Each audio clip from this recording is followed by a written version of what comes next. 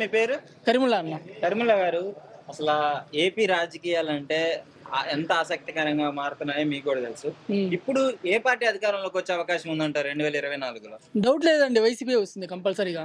Undoubtedly అంటారు. Doubt లేదు. ఏంటి ఆ కాన్ఫిడెన్స్ లెవెల్ ఎందుకన్నా? అంటే జగనన్న పాలన అనేది జనాల్లో సంక్షేమ పథకాలు కానీ, మన రాష్ట్ర అభివృద్ధి కానీ, అలాగే ప్రతి గ్రామ సచివాలయాన్ని వాలంటీర్ వ్యవస్థ కానీ ప్రతి సంక్షేమ పథకాన్ని ప్రతి ఇంటికి అందిస్తుంది.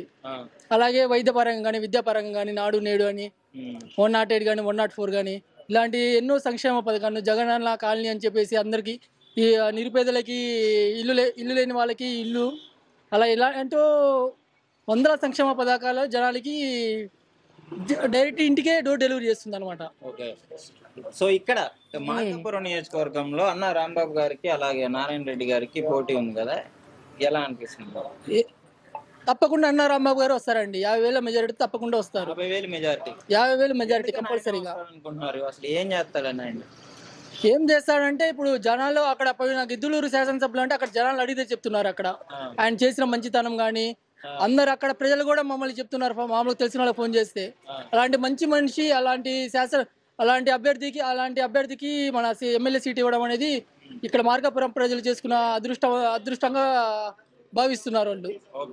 నారాయణ రెడ్డి గారు రెడ్డి సామాజిక వర్గం మొత్తం నాకే ఓటేస్తారు, అలాగే గెలవకపోతే నేను చచ్చిపోతాననే వ్యాఖ్యలు చేయడం జరిగింది. అలా ఏం లేదండి. మనం ఏంటంటే పార్టీని జగనని చూసే ఓటేస్తున్నారు అందరూ. ఈ కులాలు మతాలు అవి ఏం లేదు. ఊరిక వీళ్ళు లేపడమే గానీ ఓన్లీ అన్న రాంబాబు గారిని, పార్టీని, పైన జగన్ని చూసే వేస్తున్నారు. మరి ఇప్పుడు కూటమి వచ్చింది కదన్నా, ఇప్పుడు పవన్ కళ్యాణ్ గారు ఆయన కూడా కాపులకు మంచి నాయకులు లేడు, నన్ను గెలిపించి ఎన్ని పార్టీలు వచ్చినా మన జగన్ ఒకడే వస్తాడు. కంపల్సరీగా 2024లో జగన్ అన్న మళ్ళీ సీఎం అవుతాడు, అది ఖచ్చితంగా. ఇక్కడ అన్న రాంబాబు గారి పరిస్థితి అంటే కొంచెం అటు ఇటుగానే ఉంది. లేదండి, నమ్మకం లేదు అని అంటున్నారు కదా. వీళ్ళు అలా ప్రతిపక్షాలు అలా చెప్తున్నాయండి. ప్రతిపక్ష పార్టీలు అలా చెప్తున్నాయి. ఎలాగైనా అన్న రాంబాబు గారిని దెబ్బతీయాలని చెప్పేసి అలా చెప్తున్నారే గాని, పైన మన పార్టీ చేసిన మంచి గాని, మన జగనన్న ప్రజలకు అండగా చేసిన పథకాలు గాని మంచి జనాల్లోకి వెళ్ళిపోయినాయి. అది వాలంటీర్ వ్యవస్థ ద్వారా ప్రతి ఇంటికి సంక్షేమ పథకం ఇంటికి అందిస్తున్నారు. ఇలాంటి మంచి ప్రభుత్వాన్ని కాదనుకొని వేరే పార్టీకి ఎందుకు ఓటేస్తారు? మొత్తానికైతే వైసీపీ అధికారంలోకి వస్తుంది. ఖచ్చితంగా వస్తుందండి, ఖచ్చితంగా వస్తుంది. జగనన్న ప్రభుత్వమే వస్తుంది మళ్ళీ.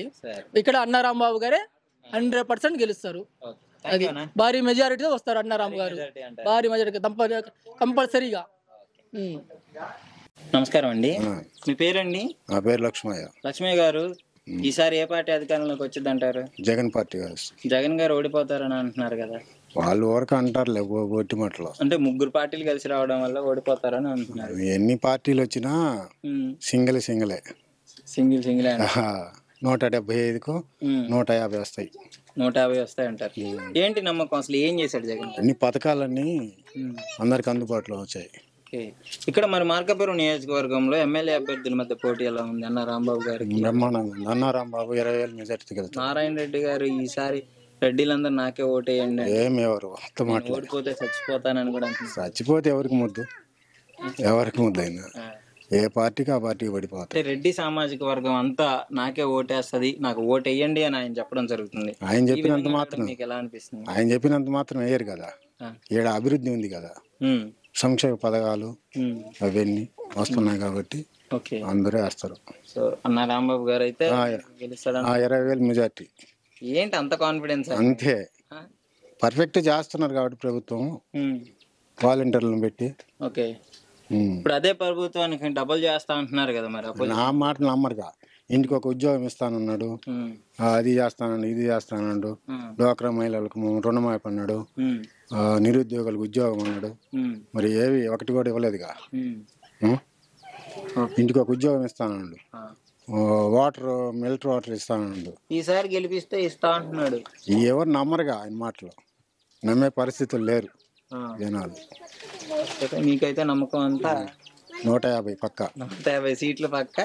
ఇక్కడ 20,000 మెజారిటీ. నమస్కారం, మీ పేరండి? వెంకటేశ్వర రెడ్డి. వెంకటేశ్వర రెడ్డి గారు, ఇప్పుడు అసలు రాబోయే ఎన్నికల్లో ఏ పార్టీ అధికారంలోకి వచ్చే అవకాశం ఉందంటారు? ఇక్కడ మార్కాపురం నియోజకవర్గం ఏ విధంగా ఉంది? మార్కాపురం నియోజకవర్గం వైఎస్ఆర్సీపీకి అనుకూలంగానే ఉంది, బలంగానే ఉంది. వైఎస్ఆర్ జగన్ చేపట్టిన సంక్షేమ పథకాలు మళ్ళీ అధికారంలోకి తీసుకొచ్చే అవకాశం దాదాపు ఉంది. 100 నుంచి 110 సీట్లు జగన్ గారికి వచ్చే అవకాశం బలంగా కనిపిస్తుంది. అన్న రాంబాబు గారికి అలాగే నారాయణ రెడ్డి గారికి పోటీ ఎలా ఉంది? అన్న రాంబాబు గారికి మెజార్టీ వస్తుంది, కానీ కొంచెం పోటీ టైట్ గానే ఉంటది. కానీ వైఎస్ఆర్సీపీ సంక్షేమ పథకాల వల్ల అన్న రాంబాబు గెలుస్తారని మా ఉద్దేశం, మేము అనుకుంటున్నాం. అయితే ఇక్కడ నారాయణ రెడ్డి గారు నేను ఓడిపోతే చచ్చిపోతా, రెడ్డిస్ అందరు నాకే ఓటేయండి అని చెప్పేసి అడగడం జరుగుతుంది. సో దాని గురించి మీరేమంటారు? మరి కుల వర్గీకరణ బట్టి మరి అన్న రాంబాబు గారు కూడా వైఎస్ఆర్సీపీ శెట్టి గారు అందరు నాకే ఓట్లు వేస్తారు అంటున్నారు కదా. మరి సామాజిక వర్గ ప్రాతిపదికన చూసుకుంటే ఎవరు గెలుతారు అనేది మనం చెప్పలేము. తర్వాత ఆఫ్టర్ ఎలక్షన్స్ తర్వాత చెప్పాల్సిందే. కానీ అలా జరిగే అవకాశం లేదు. ఎవరైనా కానీ వైఎస్ఆర్సీపీ జగన్ చూసి మాత్రం ఓటేస్తారు. అన్న రాంబాబుని చూసి కాకుండా జగన్ చూసి వైఎస్ఆర్సీపీ చూసి. అభ్యర్థుల మధ్య ఎలా ఉంది అసలు? వాళ్ళ స్వభావం ఎలాంటిది, ప్రజల్లో ఏ విధంగా ఉంది? అన్న రాంబాబు ఇంతకు ముందు గిద్దలూరు ఎమ్మెల్యేగా చేశాడు. ఇప్పుడు గిద్దలూరు ఎమ్మెల్యే నుంచి ఇక్కడ చేశారు. కానీ ఇప్పుడు వరకు మాకు ఇబ్బంది ఏం లేదు మా అన్న రాంబాబు గురించి. కానీ వ్యక్తిగతంగా మంచివాడనే అభిప్రాయం ప్రజల్లో ఉంది బలంగా.